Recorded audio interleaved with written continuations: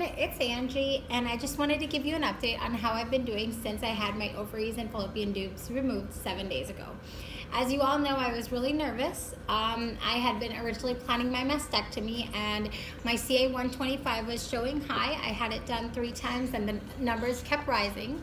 Therefore, my doctors recommended that I had my ovaries and fallopian tubes removed. So in the past, I found that out in July, and last week, 7 days ago, on August 23rd, I had my ovaries, fallopian tubes removed, as well as a DNC. I am feeling overall much better than I had originally expected. I was walking 2 days after surgery.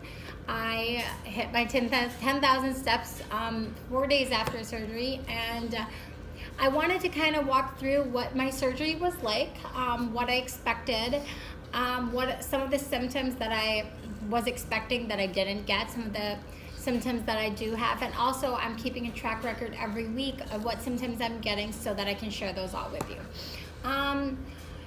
The night before my surgery, I of course couldn't sleep. I had a big bar of chocolate at 11:50, right before the midnight mark.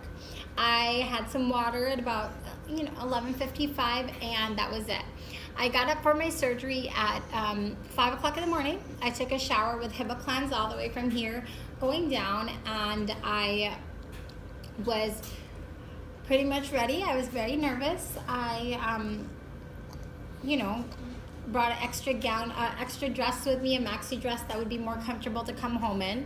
I did go in wearing jeans and a top. I wore yellow and blue because my husband is a big Michigan fan, and I figured, well, I'm taking one for the team. So I went in there and I felt okay. I was ready. I had been waiting, I had been anticipating this for about 3 weeks, and I don't think there's ever a good time to have surgery anyways. So I reached there by 7. By 7 we changed to a gown. They attached an IV right here on my arm, and then I had my vitals checked. The doctors came in to explain what was happening. My doctor, ran through the whole thing, asked me if I knew what I was getting done, and then many doctors came in after and repeating the same thing. About 8:50, I said goodbye to my husband, and he was there with my brother-in-law, so I said goodbye to both of them, and I was taken upstairs. I was told to lay flat and that they would be putting a breathing tube in, and they were going to put me to sleep. So, a few minutes later, all I remember is I guess I fell asleep and I woke up and my throat was hurting and I was screaming for my husband, and about 45 minutes later, my husband came up and I fell asleep at that point. I did feel really drowsy, loopy, probably from the medicine. I felt a little high, and I went home and discharged at 6 p.m. that same day. My biggest worry going into the surgery was how I was going to feel after. Would my kids remember? As I've mentioned before, I have a 7-year-old, 5-year-old, 4-year-old, and 15-month-old right here. And I was worried about them. I was worried what they would remember. I was worried if someday my daughter would remember that mommy had this surgery, this many years ago, and she had a mastectomy done a little while after, and maybe she would, as a teenager with access to internet, figure out that she had a chance of becoming, being BRCA positive, or there's a 50% chance that I pass this on to them. So I was very worried for my kids. I was very worried that, about what they would remember, and I really, really wanted them to remember as little as possible. For that week, my sister-in-law and my brother-in-law flew in from Charlotte to be with our family. They were there to help with my kids. They were there to be with my husband while he was waiting during the surgery, and kind of distract us both and just be with us during this time. While I was in the hospital, I also got a surprise visit from my best friend, her husband, and her family. I had expected that I didn't really need help. I'm the type of person who likes to kind of do everything on my own, who doesn't really like to take help, who really feels like, I don't ever want to feel like I took help from anyone and it's just me being stubborn, but this was one of the times I was really grateful to have everyone here. Kind of grateful that my kids were distracted those whole 4 or 5 days. They kind of didn't, I don't think they even thought of it as a surgery. It kind of felt like a slumber party every day for them. It was a staycation. We weren't really going out or doing stuff, but we were at home and we were all together, and we kind of just really enjoyed this time together.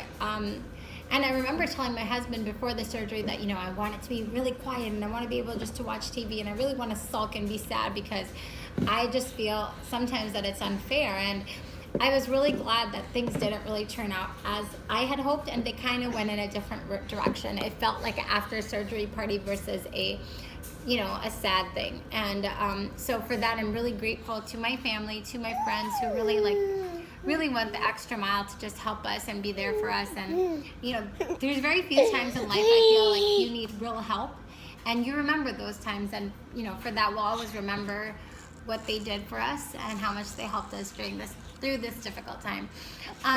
Some of the symptoms I was really worried about were hot flashes, and I didn't experience them, or I haven't experienced them just yet. Insomnia. There's been about 2 or 3 times where I haven't been able, I haven't been able to fall asleep, or I've woken up in the middle of the night for about an hour, hour and a half, and then I fall asleep. Mood swings, I would say here or there, though if you ask my husband, he would say I'm moody all the time, so I really don't know about that one. Vaginal dryness, none yet. Weight gain, none really. I did gain initially the first few days, and now they've kind of dropped slowly, and I'm kind of where I started. Irritability, I would say a little, but like I said, my husband would probably say I'm always irritated, so.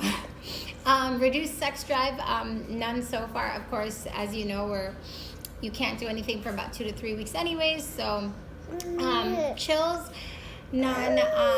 Bleeding, yes, due to the DNC. I've been bleeding for about a week. I am still bleeding as of today. Dry skin, not really. Depression, anxiety, none. It was one of the things I was really worried about, that I would become depressed, or that I would get sad, or that, this is just not something you expect to be doing at 31 years old. So I was worried about that. And the biggest thing I could suggest for you is to be surrounded by people. Even if you're not a people person, be around people. Be around family, be around friends, be around your children, be around your loved ones, watch funny movies. Be in a happy environment, because it will help you through those first few days where you are just, in a different place, and you are sad because it takes 45 minutes for them to do a surgery that really does change your whole life, and it is hard to process that. My best advice is don't get lost in the internet. I have looked through many blogs. I have read so many things that really scared me for the surgery. Don't do it. I did it, but don't do it. There's just so much stuff out there, and people who are doing okay, they're not posting it online. So, kind of mind over matter. Know what, we're doing this for a reason. We're doing this so that when our children are 25, we will be there. We're doing this so that we can continue doing our job, or doing what we love, or being alive. We're doing this for a reason. And we are taking control. We get to make the decisions. We get to decide that we are going to have a mastectomy for preventative. We are going to have our ovaries removed. This is a decision that you are making for your life. And there is a comfort in having that ability to do that.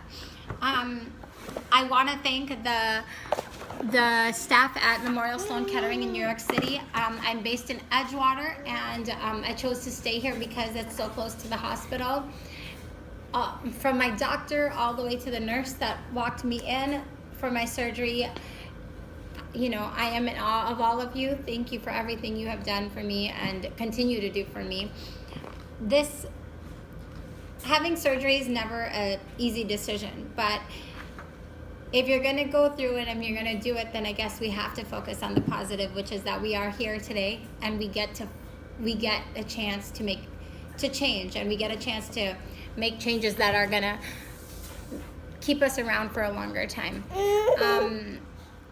I will keep you all updated on my symptoms the next few weeks, and thank you for tuning in and listening and hearing me out, and for being my outlet. And I hope I was able to help you. You are always free to message me. Also, I will attach my email address, so you can feel free to email me. I will also add pictures at the end of before the surgery, after, and the incisions.